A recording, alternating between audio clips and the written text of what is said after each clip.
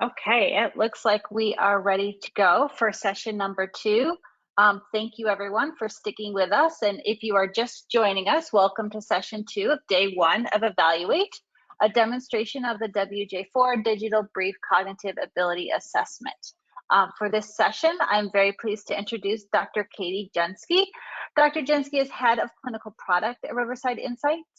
She is the product owner for all clinical products, including the Woodcock-Johnson suite of assessments and the Battelle product line. Dr. Junsky received her master's and doctorate degrees in clinical psychology from the Chicago School of Professional Psychology. She is a clinical psychologist who spent 10 years working in private practice, schools, and hospitals, conducting psychological and psychoeducational assessments before transitioning into test publishing. Throughout her career, Dr. Junsky has been involved in the development and standardization of multiple psychological assessments. Again, during the presentation, feel free to leave any questions you may have in the Q&A box. A recording of today's presentation and certificate of attendance will be sent to all registrants by the end of next week. And now we will pass it off to Dr. Junsky to get us started. All right, thank you. I appreciate the introduction. Hi, everyone. Thanks for joining today, and thank you to Dr. Lafort for going through the research and the design behind how we're getting to our digital brief cognitive ability assessment. For some of you who have been through Dr. Lafort's session, there may be some redundancies. I apologize. If there's anyone new, though, I don't want to miss out on hitting upon things. So I'm going to go through as planned, and hopefully I can give you a little bit more insight into how the platform functions when we get there. But what I'm going to do is just start with a little bit about some of the goals we were identifying. Erica went through and talked about some of the goals from the research perspective, and we want to just make sure that you understand kind of what our goal was for you as the customer as we were designing it as well. So I'll start with that. And overall, our goals were in just making sure that when we go to our digital platform that we maintain our accuracy, accessibility, portability, efficiency, flexibility, and engagement. So I'm just going to hit upon these very quickly, as some of it may, you've heard before. But for accuracy, what Dr. Lafort really talked to us about was the automation that a lot of this digital can do. And I think it's really important being, privy to a lot of the calls that come into our customer service. We understand that a lot of our customers still need support. We've all been trained on how to give standardized assessments through our training, but not all assessments are equal, right? And so we pick up a new assessment or we come back to the WJ after we haven't given it for a while, and we have to relearn some things or remember how to do it just right. So we do get a lot of calls from customers about just understanding the basal and the ceiling rules. The test by complete pages rule is always a big one that seems to get missed. That's not seen in a lot of other tests. The starting points, what you can or can't do with those, and just how to score something. We get lots of scoring questions all the time into our customer support channel. And we really want to make sure that we're supporting everyone and making sure that the test that they're administering is the most valid that they can make it, by making sure they're adhering to the standardized procedures. So going digital really does help to remove a lot of the common sources of examiner error, and that's a huge goal. It makes the test more valid and make sure that we're actually getting the right data and we're not making errors in scoring or administering for any one individual. And of course, accessibility. Erica already talked about a lot of that WCAG compliant design and the different colors that were used, and exactly what she showed you is what we were going for. We really wanted to make sure that it was accessible and that we were making every customer be able to understand it and not have confusion about clicking on different words or things that were not links, and making sure that it was really visible to a lot of people as well. Also, the internet to internet connection. So there's no Bluetooth that's needed for this, which I think can be a benefit when you do go to a remote, which we're going to be working on. We really just need that internet connection. So you can use your laptop, any laptop. It doesn't have to be an iPad that the examiner is on, for sure. You can just use whatever standard laptop you have because it's on a browser.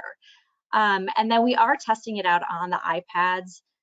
Regardless of tablet, whether it's an iPad or a Samsung or a Galaxy or whatever they have out there on the market, we are going to have specifications about size and stuff like that. And we do prefer iPads being used, but if you have a screen size that is the same size as the iPad, have the same functionality as the iPad that we're testing it on, those will be, come release, will be able to be used on those as well. So there will be some give and take there. As long as you have access to an internet, you can give this test. And again, as talked about previously, we do want to have remote options. So once we go into that, you know, and we have the equivalency to show that it's appropriate to do it remotely, you really won't have to be in the same room. And that's something that we can look forward to in the future here as we develop this out. Portability, of course, is huge. Okay, I don't know how many people you have in your, you know, school or organization or in your office, but I know that those test kits take up a lot of space. When I was practicing in a school, I was in a tiny little room as it was, and I had no space for all of my test kits. So we want to make sure you don't need to have a ton of storage for this. So again, just your computer and a tablet. You don't have to carry it around. No luggage is going to be necessary for this. So I think a lot of people will be excited about that. So portability is huge. We all love our large roller bag for the WJ, but let's get rid of that. Efficiency is huge. We don't have time anymore to be able to go through and test and test and test and have the amount of time we used to perhaps have. We're all rushed. We have a lot of students or a lot of people we have to see, and it's going to be really important that we can automate and streamline a lot of processes so that we're saving you time. There's not going to be that multi-step process for the brief battery. You're going to be able to go in, and as you're inputting item level scores, it's automatically showing you, you know, the total score. You don't have to log into Riverside Score and then input the paper scoring that you already did, or add up anything by yourself and maybe miss a number and put in the wrong score. It's all going to be done for you. So we're taking steps out of the process so that it can be more efficient for you. And of course, real-time data, as you're going through, you'll see how the individual is scoring as you move, and you'll be able to make better informed decisions about what else you need to assess. Where are we seeing weaknesses or strengths, and what else do I have to do during the session? And of course, flexibility. So you're going to be able to create your own test battery. So the WJ Brief Cog will have 4 tests, as Dr. Lafort pointed out, but maybe you don't need those 4 tests. Maybe you only want to test for you know, one specific thing. You can pick 1 test, you can pick 2, 3, or 4.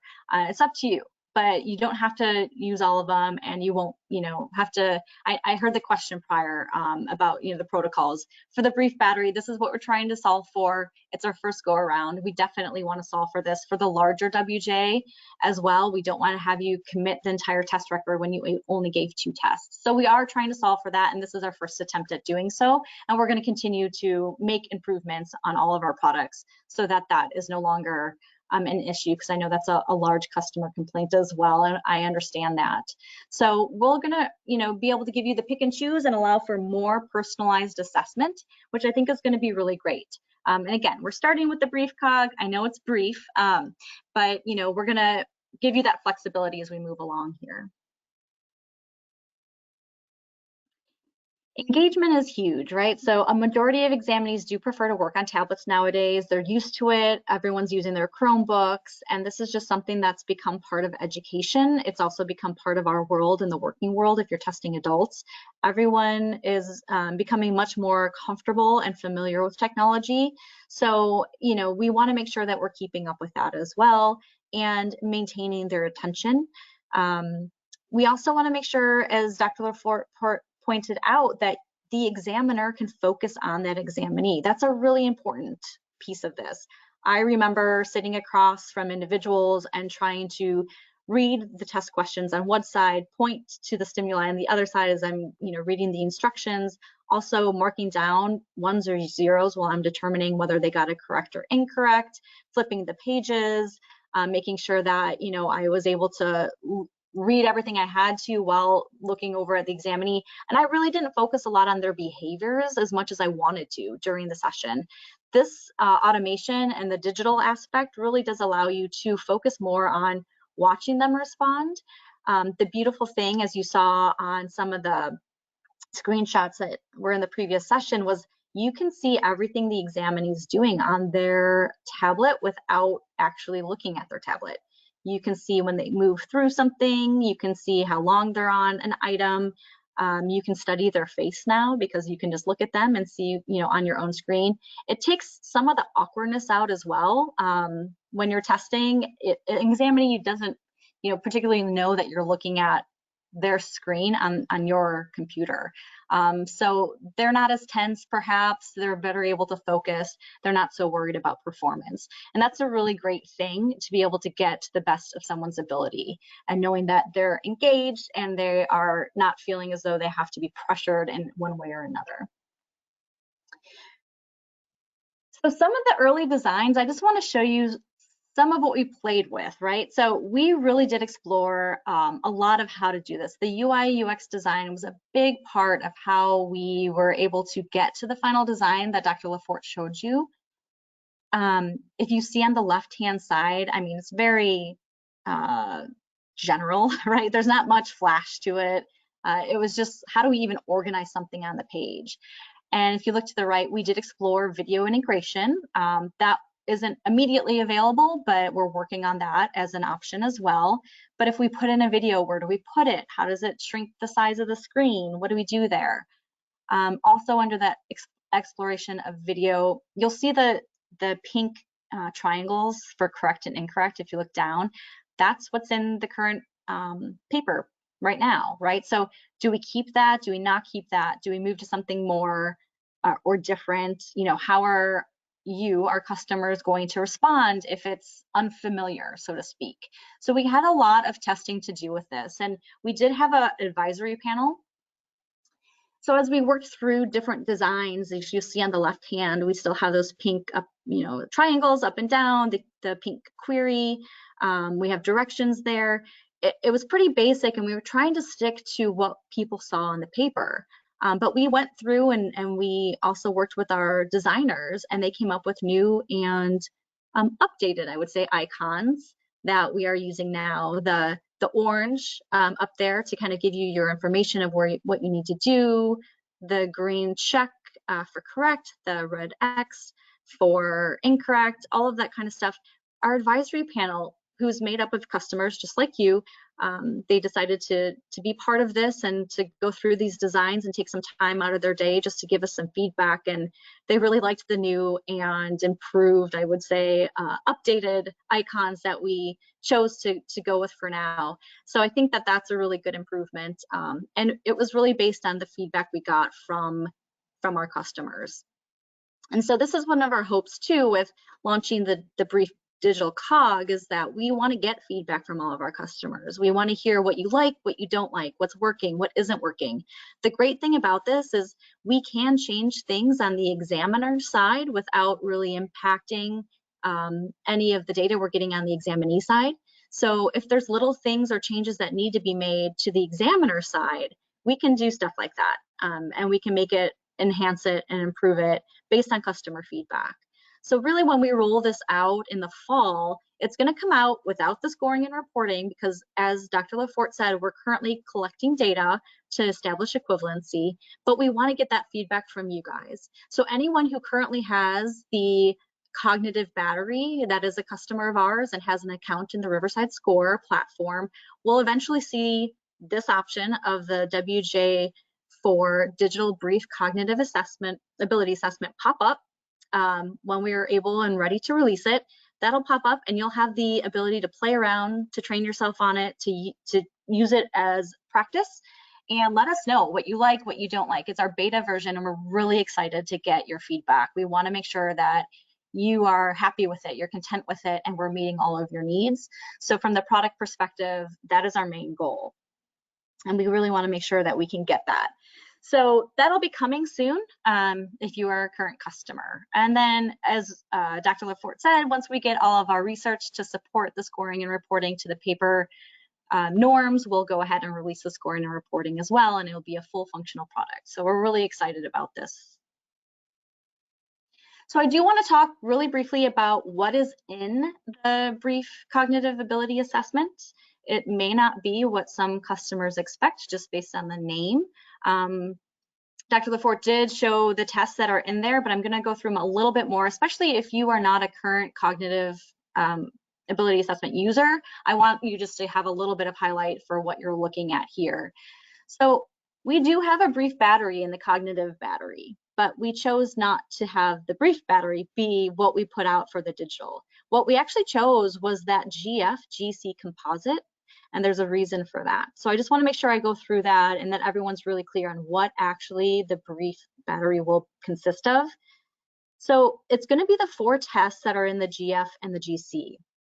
And the reason for that is that that is the best estimate of intellectual ability. It's based on the 2 highest order G-loaded factors. And so it's really important that we have that as your estimate as opposed to the brief, which is more ideal for screening or reevaluations.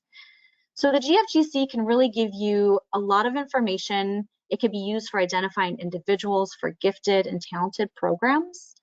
And then it can also be used to estimate the potential of the ability achievement discrepancy. And it provides a better estimate of academic potential as well as substantiates intellectual disability. So we really felt like including these 4 tests were going to be the way to go, as opposed to just the BIA that you might have thought when you saw the name of the assessment. So I just want to make sure everyone's aware of what we're getting into here. Just breaking it down a little bit for those who are not current cognitive users is, what is the Comprehension Knowledge Index? And that's really just, as you know, WJ is based on the CHC theory. So crystallized knowledge is really what we're looking at here. And it's really just being able to look at the person's ability to use what they've learned, their acquired knowledge, to communicate what they've learned, and then, use that to reason through and solve some problems there. So it's really just recalling historical events and dates, remembering locations, building one's vocabulary, all that good stuff that we learn as we're going through. So it's really it's linked to education, experience, and your cultural background. And it's considered one of those main factors of intelligence. Looking at fluid reasoning, of course, the other side of that is the ability to solve problems, novel situations, right? Things that you're unfamiliar with. And so this is the other side of the coin, is to really be able to see if you can solve problems and draw from inferences for some relationships that you maybe have not done before, and really just be able to come up with new ways to go about and solve things. So the tests that are in these composites are really going to be the ones that are going to, go up and roll up into being a really good estimate of intelligence based on CHC. So we just want to make sure that we are giving you all the data that you need and that you're using it appropriately. I'm not sure how many people, use our selective testing tables to pick and choose what tests they want to give. I know the WJ has so many tests, it can be a little bit overwhelming, a little confusing, and our selective testing tables are there to guide you. But I know we get a lot of customer questions on a daily basis about what tests they should administer if they're looking for certain things. And for just a general estimate of intelligence, the GFGC is a really great option for that. So that's what our new first digital assessment for the WJ will consist of. So looking back at that little snapshot, the tests that are involved in the GFGC are oral vocabulary, and oral vocabulary has 2 parts to it. It's got the synonyms and the antonyms. And then we've got number series. We have general information, which consists of 2 parts, which is also where and what, and then concept formation. So when I said you can pick and choose which test you'd like, those 4 tests will be available for you. For oral vocabulary, you will have to give both antonyms and synonyms. And for general information, you would have to give both the where and what to get that score. But for the 4 tests overall, you can pick and choose. Maybe you only want the GC. Maybe you only want the GF. It's based on whatever information you're trying to gain, or you can, get all 4. So you can kind of customize the small battery. And this is what we really want feedback on as well, is when you're doing this, is this appropriate? Is this how you like to use the test? Do you want to have the ability to pick and choose and create your own batteries as we build out WJ to be a digital assessment? So just breaking those tests down, for those who haven't used it before or haven't been exposed to the cognitive battery, Oral vocabulary, as I said, has two parts, synonyms and antonyms, and both parts have to be administered in order to get that oral vocabulary score. And it's quite obvious, of course, what it is. So synonyms just requires you to provide an appropriate word with the same or similar meaning to the prompt that's given. And of course, antonyms just requires you to give an appropriate word with the opposite meaning to the prompt that's given. And these are both measures of acquired knowledge. And then switching to number series, it's just a test of quantitative reasoning and inductive reasoning. So it's looking at that fluid reasoning ability, and you just really have to go through, for anyone who has not seen it, and provide the number that's missing in the series. So these are, again, quite simple tests to adapt to a digital modality. A lot of times you're just answering orally. So it's not really changing a whole lot, whether you're looking at the prompt on a screen or on a piece of paper. The response that you're given is still going to be the same manner, which is oral. General information is another one that consists of two parts. Both parts have to be given to be able to get that general information score. And so general information just consists of, where would you find a certain object? What would you do with a certain object? And of course, it's just looking at, some of the easier things in your environment for some of those earlier items, going all the way to some things that maybe you don't see so much in your environment.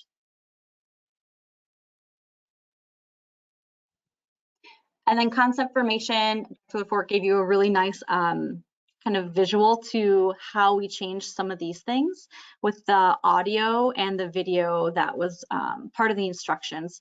If anyone's given this test, it's a bear, right? It's difficult.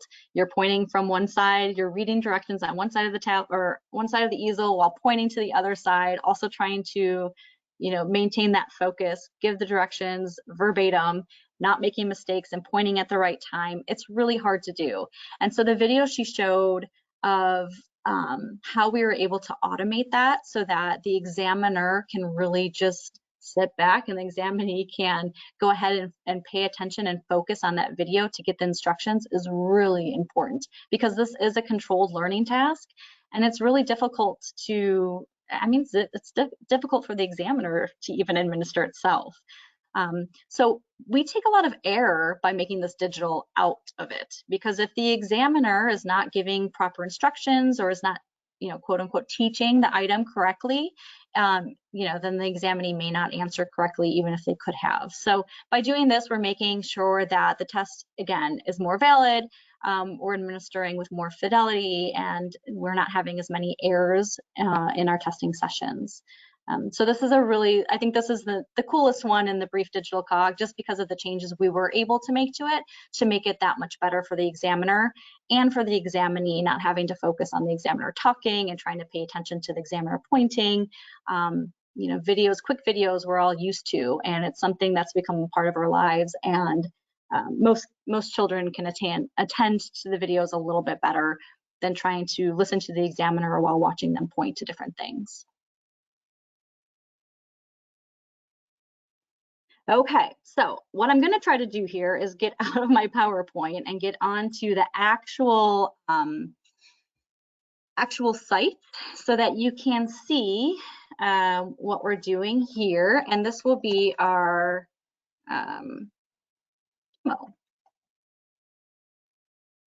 So bear with me, this is a QA site, so it may be a little bit slow, which I will apologize for. And this is not exactly what you'll see as a customer, but it's what we need to do to get you in here. And I got to move some of my controls around here as well. Actually, I'm going to try to share them. Okay, so I'm going to just start and pick a someone in my list here to launch a session. So when you go to launch a session for the brief cognitive battery here, you're going to see I don't know if anyone's a country music fan, but I am. So I picked Luke Combs. And here I'm giving him the WJ brief digital cognitive assessment. And we're going to go into the introduction. If you have a tablet, your iPad, you can just scan this code and it opens up the session on iPad itself. Because I'm trying to, and hopefully you can see my screens as I'm going back and forth.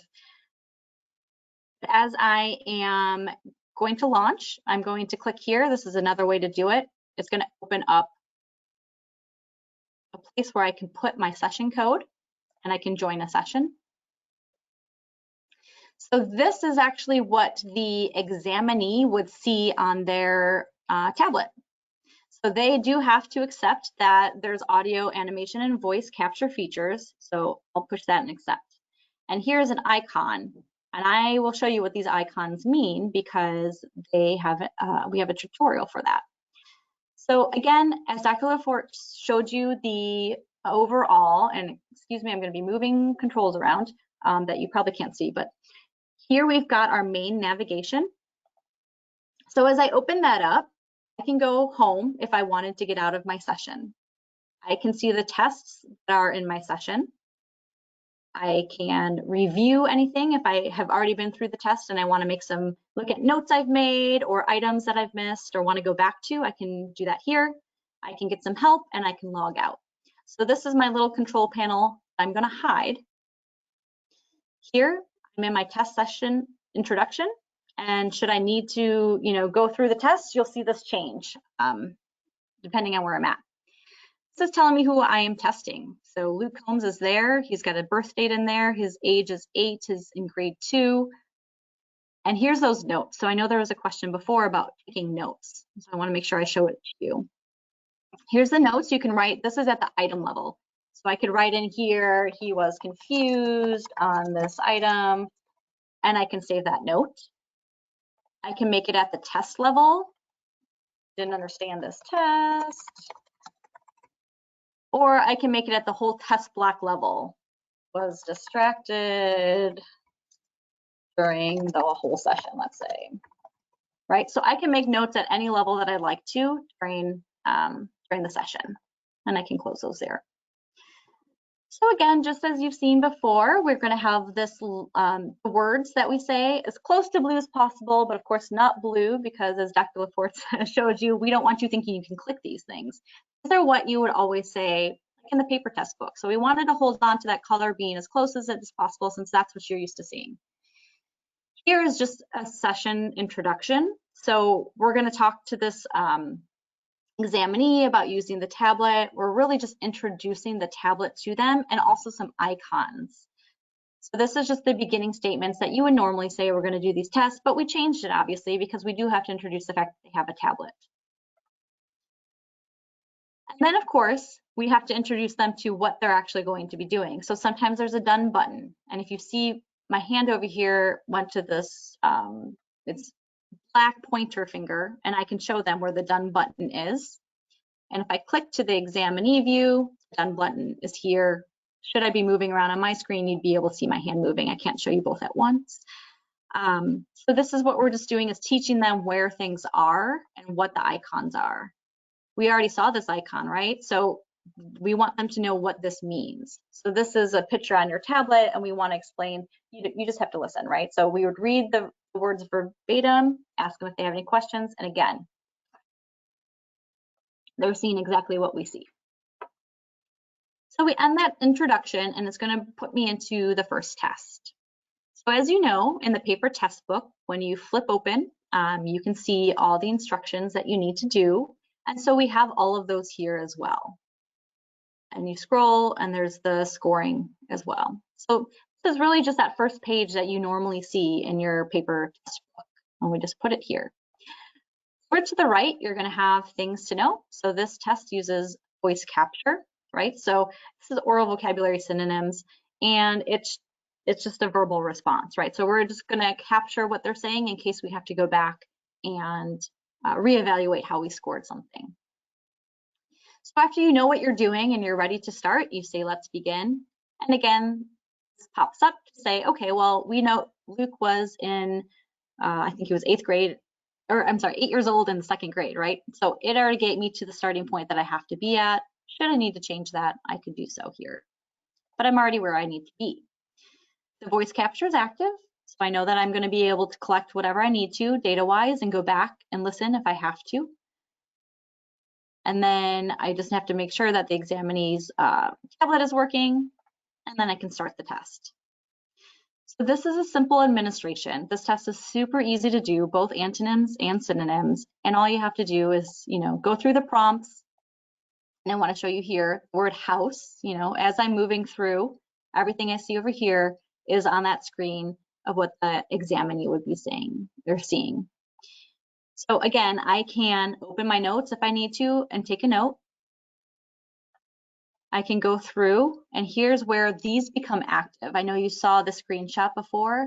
Here's where it becomes active, right? So tell me another word for big. And of course, they're seeing big on their screen.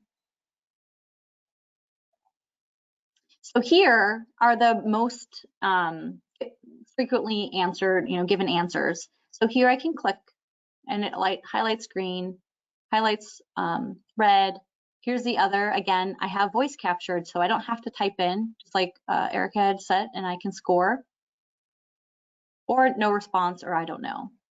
And again, if I need to flag this and come back to it, I can flag it. Notes automatically open up, so you can write why you're flagging that item.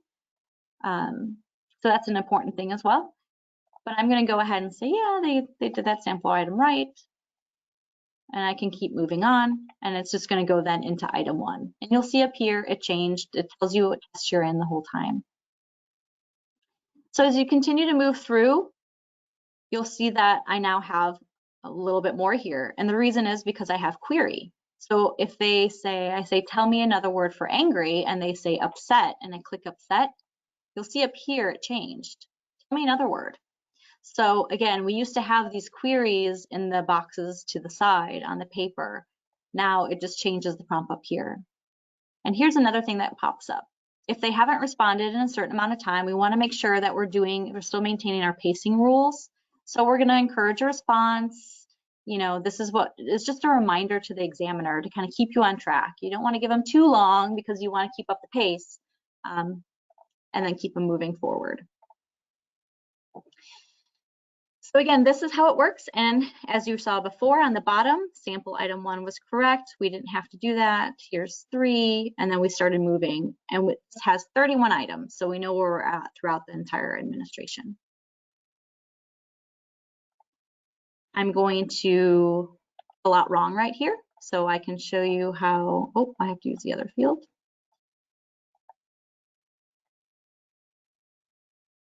Okay, so here I've obviously reached my ceiling. So test pops up because I can't go any further. I'll end. And it says right here, this test has ended because the examinee reached the ceiling. So here are some of those things I can, qualitative observations I can click on. It tells me my next suggested test, which is going to be the other part of oral vocabulary, and I can go ahead and begin the next test. And it automatically moves there. Again, we've got our administration overview, any scoring I have to be aware of. Again, voice capture is here, and I can go ahead and begin. Same thing pops up for our starting point, and then we're moving through. This whole time, our side is keeping up. So we've got everything there. Just showing you that it's keeping up every time I move to. So this is a really easy test to get through, right? Oral vocabulary has never been very difficult to give. Again, you're just listening to what they say. They're seeing the prompts, the words on their screen, and you are just go ahead and you just give item by item until they ceiling out, which I will do here just to move to the next test. And again, moving forward. So the next test that comes up is number series. Number series, if you've ever given it, is quite an easy one to administer as well. But again, you've got your administration overview and your scoring here. Just to know, this one does require a response booklet or a pencil. For this one, it's just kind of saying, scratch paper at this point for some of those earlier items. But otherwise, it is also a verbal response test. And it's going to put me right at my starting point, and it's going to move into sample item A, where I'm at. And again, it's still keeping up, right? So 2, 3, 4, what's the next number? And then you just move on from there. So that was our sample. You get into the test after you do that, and it's quite easy. They see their end, and all they have to do is give you that missing number, know the instructions because they went through the sample with you, and you just keep moving forward. And again, their screen continues to change along every single time. So number series is just as simple as, actually it's probably even more simple than the oral vocabulary, because you don't have to, it's either correct or incorrect. That's it. You don't have to make any other determinations. So concept formation is the next test, and I believe, if it loads here, that yeah, I'm not sure if I can, Dr. LaForte showed you some of those instructions. I would like to show you as well if it actually plays. Things to know here though, really important, this test presents some instructions via video animations and uses voice capture. So you can check audio settings throughout should you need to make sure that it's working. Lots of checks and balances. Oh, and I also wanted to show you here, when I start this test, you know, you're gonna watch the short video. Let me scroll over here. We've got a little button up here, and this is a really important one because it shows your connection, right? So it's showing where you're at, and if you get a poor connection, it can let you know that as well. So this is always a way to check, make sure you're actually connected. I think the only way to get through this, I'm gonna play it. Again, I don't know if you're gonna be able to hear anything or not. Just playing,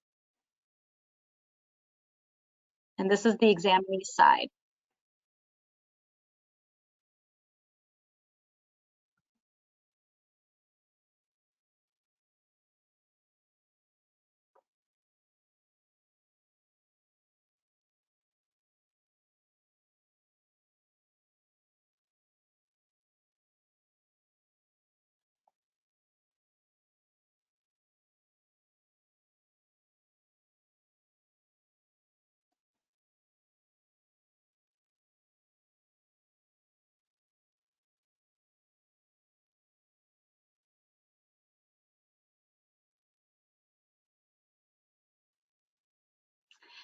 Wow, so we had to say, hopefully you could hear some of that. If not, you could see it at least. But yes, we had to say all of that as we were pointing to their side of the easel book. So it's just, you know, again, one example of how it really does improve the examiner's ability to administer with fidelity without making as many mistakes, without having the high examiner load.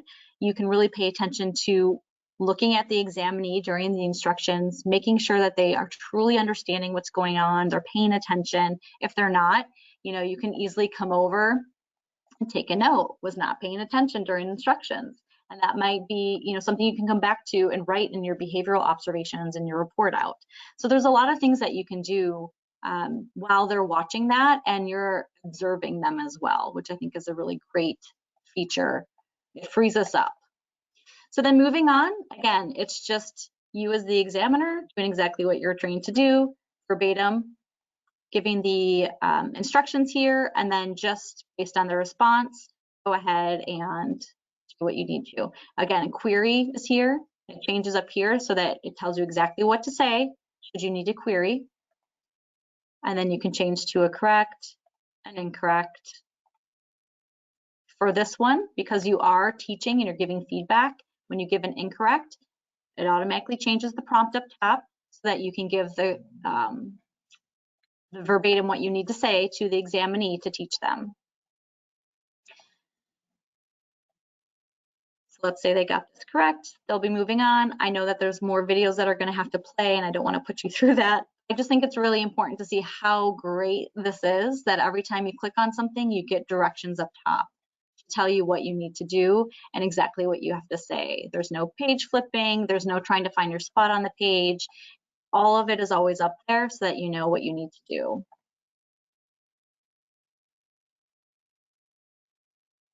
I'm going to try to get out of this one as well. Again, you don't have to worry about tracking your ceiling. The ceiling will get tracked for you. Oh no, it's putting me to the other introduction. All right, so what I'm going to do is I'm going to cheat and I'm going to come over here so I can show you general information. Here you'll see I did make a note in the oral vocabulary because I was showing you where the note is. So it does show it up here that there's a note. Oral vocabulary antonyms was completed. Number series was completed.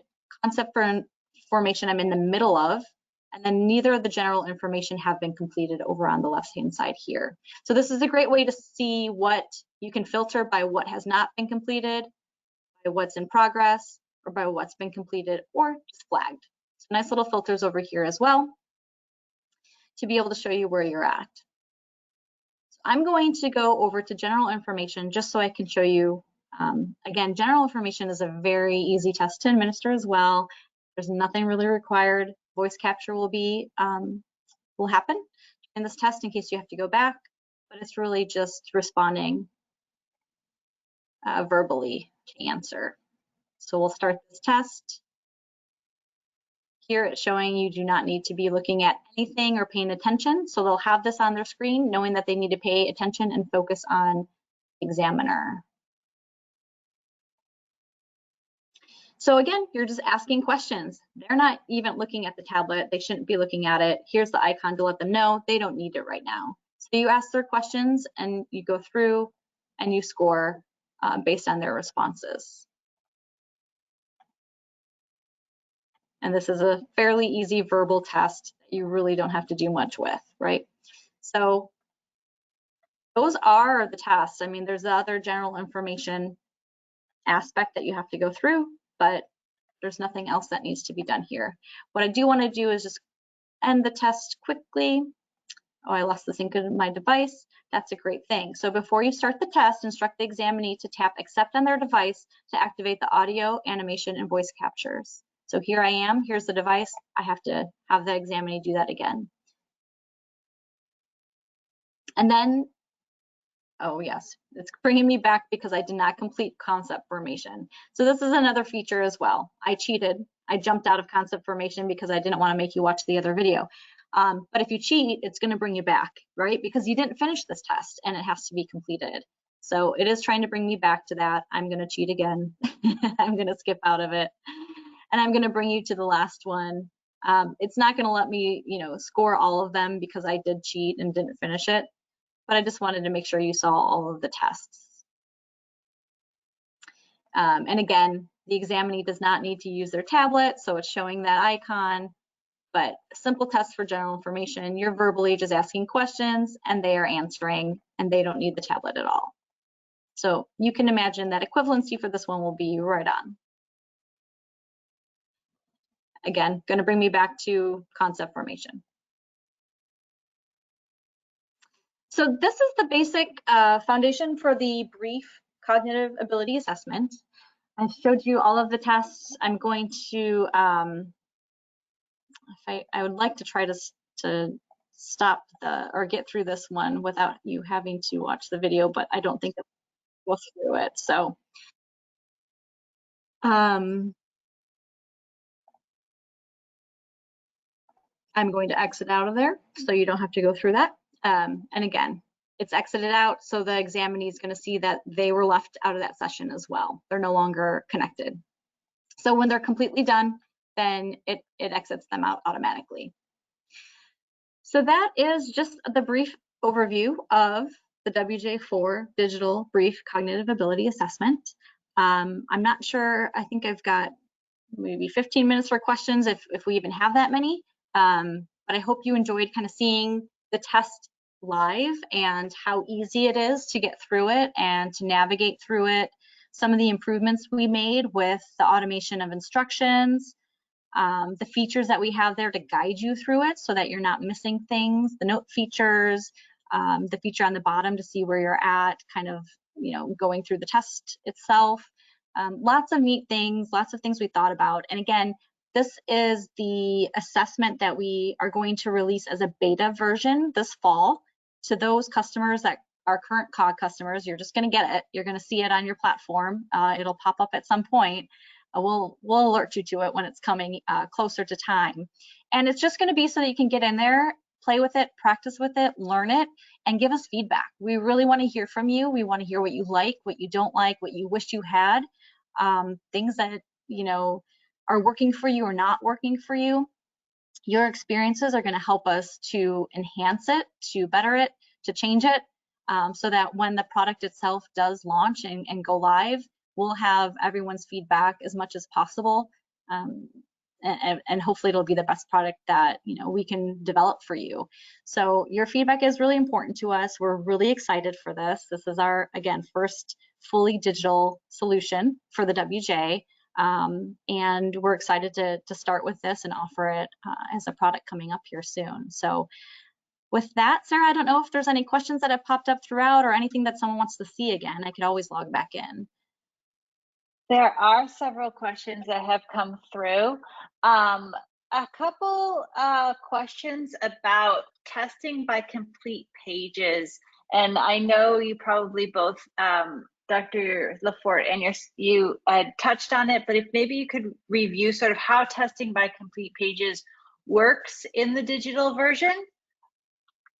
So that's the great thing. There isn't testing by complete pages in the digital version. So what we did is we took every single item and made it its own screen, right? So its own item. So since there's no, and actually let me go back and explain why we have testing by complete pages. So testing by complete pages is there because you don't want to be on the third item out of 5 that are showing to an examinee and stop, right? That lets them know they did something wrong, something's not right, it cues them into performance. So we say, even if you reach a ceiling in the middle of an item or a middle of a test where there's multiple items on a page, complete the page. And if they're able to get an answer correct, you know, keep going. So that's been something that a lot of examiners have struggled with. It's not always that way with other assessments.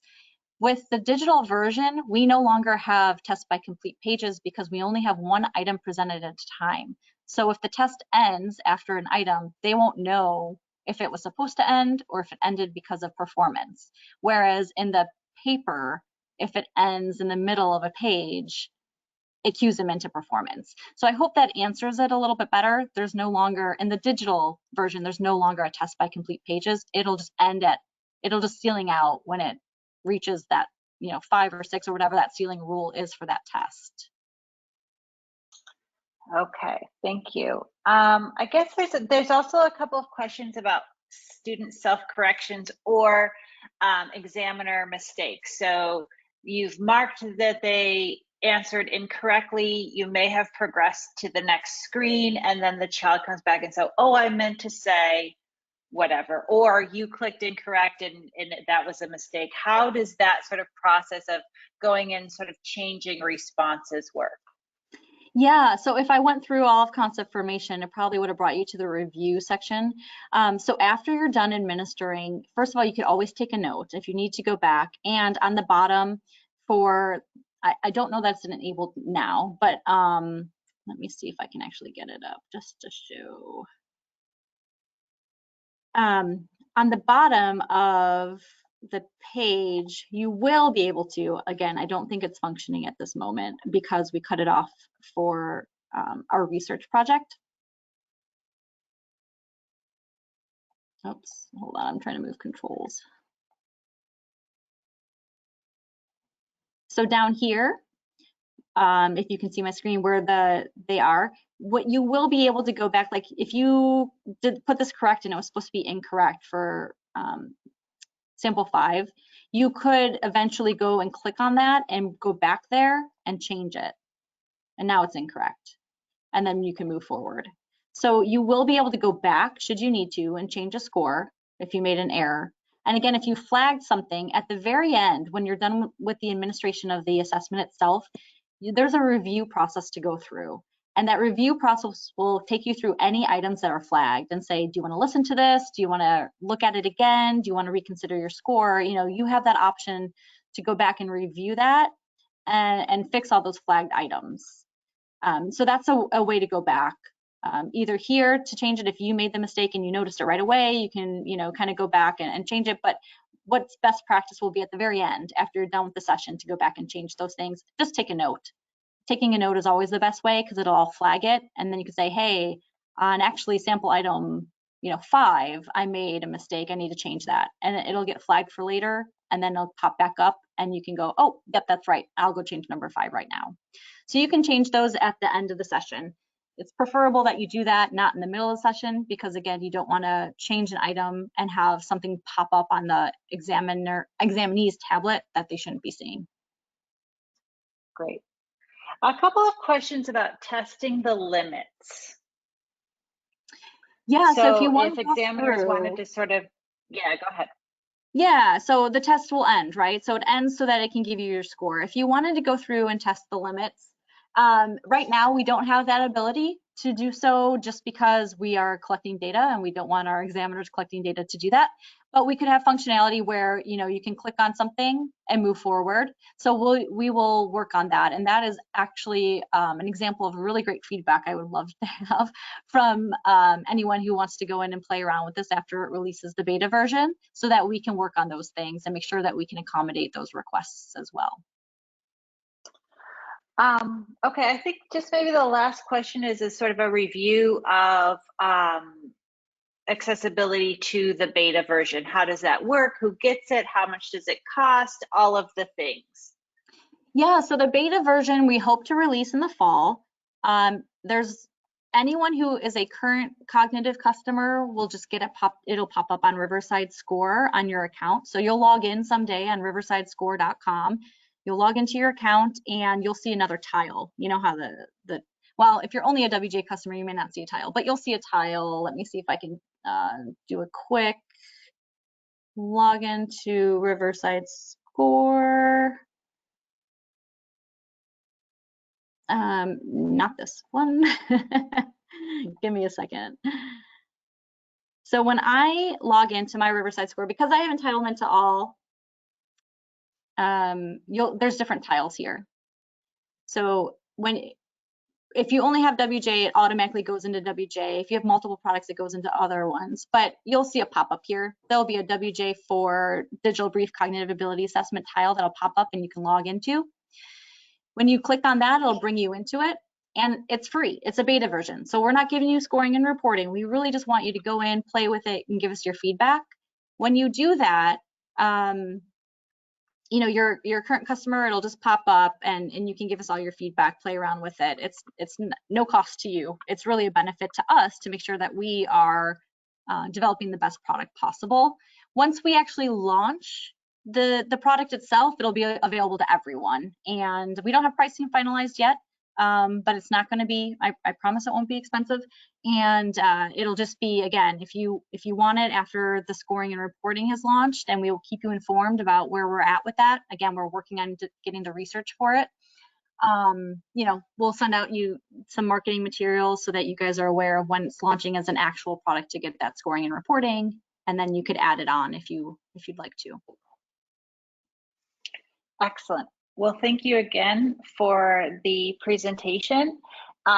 If you happen to enter a question into the chat, I will make sure that I follow up with Dr. Jinsky and Dr. Lafort to get some of those answers for you. Thank you again for attending, and we hope to see you at day 2 tomorrow for our sessions focusing on evaluation practices. We have before, during, and after tips for efficient and effective assessments with the WJ4 achievement. And our second session of the day is Assessment Solutions, Greater Data, Greater Impact. As a reminder, all participants will be entered into a raffle this week to win a test battery of their choice, and the winner will be notified following the conference. And just one last thing, we are putting together a LinkedIn group, Psych to Psych, a Riverside Insights network, to connect you guys with the speakers that you'll hear from this week, as well as other clinical practitioners. And you can join this forum to share insights, ask for support, continue conversations on important topics, and all things assessment and assessment related. So look for that coming soon. Thank you again for your attendance, and have a wonderful rest of your day.